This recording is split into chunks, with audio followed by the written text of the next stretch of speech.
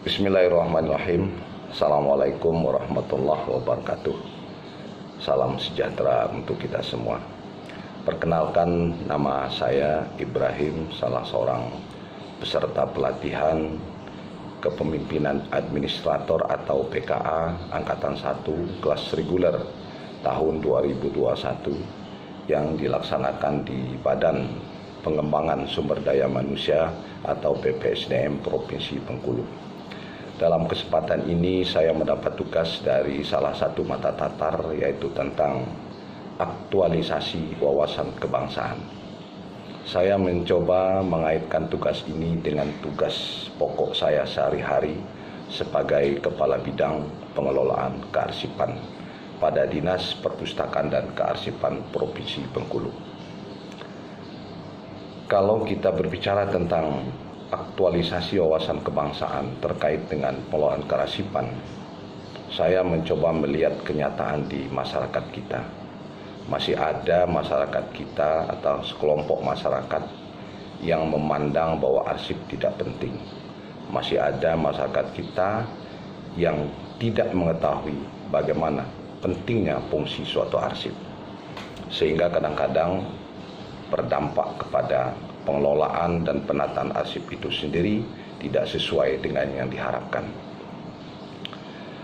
Kita kalau berbicara tentang arsip, tentunya di dalam Undang-Undang Nomor 43 Tahun 2009 tentang kearsipan dijelaskan pada pasal 1 ayat 2 bahwa arsip merupakan suatu bentuk rekaman kegiatan atau peristiwa dalam berbagai bentuk dan media sesuai perkembangan teknologi informasi dan komunikasi yang dibuat serta diterima oleh lembaga negara dan lembaga lainnya.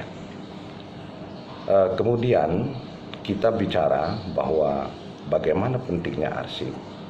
Kenapa? Karena sebagaimana di dalam Undang-Undang 43 juga, Undang 43 dijelaskan bahwa dalam upaya mewujudkan penyelenggaraan negara yang baik dan bersih, serta dalam menjaga dinamika gerak maju masyarakat, bangsa, dan negara ke depan, agar senantiasa berada pada pilar perjuangan mencapai cita-cita nasional dengan menjadikan arsip yang tercipta sebagai sumber informasi, sebagai acuan, dan sebagai bahan pembelajaran bagi masyarakat, bangsa, dan negara. Oleh karena itu, di dalam pengelolaan dan penataan arsip, kita tidak bisa main-main. Kita harus tahu sifat dan karakteristik arsip itu sendiri, yaitu bisa bersifat autentik, bisa legal, unik, dan terpercaya. Sehingga kalau kita melihat dari sifat dan karakteristiknya, mau tidak mau, kita harus sadar bahwa bagaimana arsip itu harus kita selamatkan dan kita kelola. Kemudian kalau kita melihat dari fungsinya juga, arsip ada fungsi primer, ada fungsi sekunder, fungsi dinamis, dan fungsi statis. Sehingga kalau berbicara tentang arsip secara utuh, bagaimana kita menyelamatkan arsip-arsip ini agar menjadikan informasi, menjadikan benar-benar sebagai alat pemersatu bangsa. Kenapa demikian?